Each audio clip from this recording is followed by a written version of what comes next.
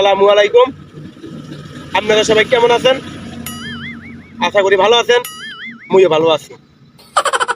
খবর পড়ছি মুই খাই খাই টেলিভিশন থেকে বরিশালিয়া মনু শরবত খা খবর শুনবেন।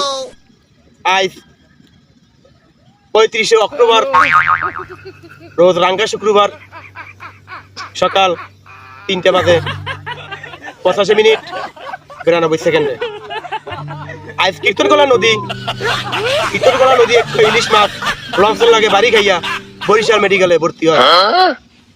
জানা গেছে ইলিশ মাছের হাত নাকি ভাঙ্গে গেছে। বরিশালের চিকিৎসকরা উন্নত চিকিৎসার লাইগা ওই উক্ত ইলিশ মাছটিকে সিঙ্গাপুরে পাঠাইতে বলে আছে। তাহা না থাকার কারণে ওই মাছটাই হাতরাইতে সিঙ্গাপুর উদ্দেশ্যে রওনা দেয়। ওই মাছের লগে কোনো প্রকার মোবাইল, আইফোন বা যোগাযোগ করার কোনো যন্ত্র না থাকার কারণে ওই মাছের লগে আর যোগাযোগ করা যায় নাই। এই মুহূর্তে মাছটা কোথায় আছে কেউই আমরা খবর পাই নাই। আপনারা যদি উক্ত মাছের লগে যদি সাক্ষাৎ পাইয়া থাকেন, আমাকে খাই খাই টেলিভিশন বরিশালিয়া মনু শরবত খারে জানাইয়া দিবেন। আজকের খবর এতটুকুই। আচ্ছা, ধন্যবাদ। খবর শেষ করছি।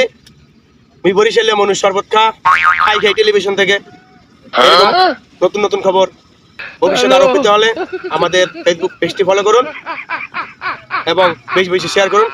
ধন্যবাদ সবাইকে।